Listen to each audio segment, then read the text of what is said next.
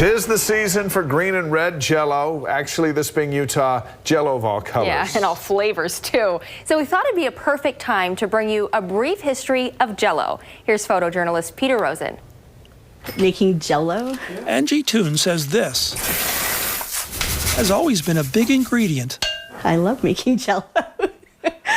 of life in Utah. It's like a staple. Jell-O was a Sunday night thing. And Christy Spackman grew up thinking Utah was always the Jell-O state. Because it just seemed like a fact when I was a kid. And then, If you believe the contemporary Jell-O mythos, the food studies academic did some research. Mormons for decades have consumed Jell-O. Frankly, I was really surprised. Gelatin began as a dish for the rich, an elaborate way to preserve fish and meat. Sort of trickled down from high-end French cuisine into an everyday consciousness. Refrigerators, packaging, marketing brought it home. The Jell-O program starring Jack Benny. With Radio comedian Jack Benny made his Jell-O sponsor Decide on Jell-O a because household name to the tune of 5 notes. Jell-O. And by his band leader Don Bester, Utah musician Kurt Bester's great uncle. You know, who doesn't remember that? Just 5 notes, yet Yeah. it had such success. It's been ranked as one of the top 25 jingles of all time.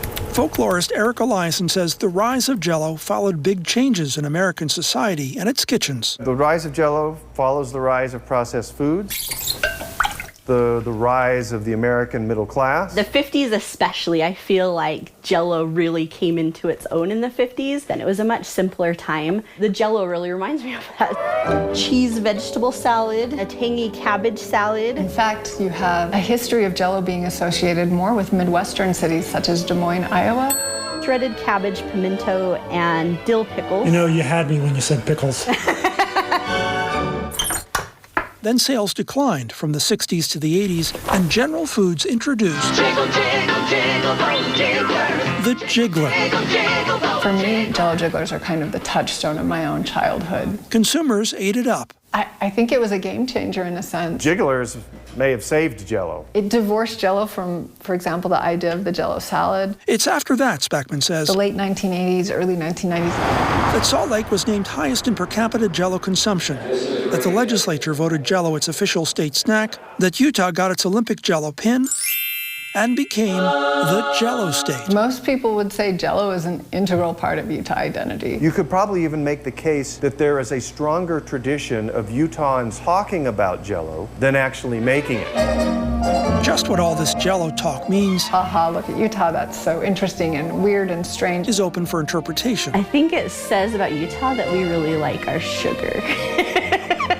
Angie Toon, This is vintage Tupperware. whose kitchen It came with a modern flat-top stove, and I replaced it with this one. takes you back 60 years, It reminds me of being a kid. It simply has a taste reminds me of old-fashioned homemaking. for another time. Jell-O. Peter Rosen, KSL 5 News.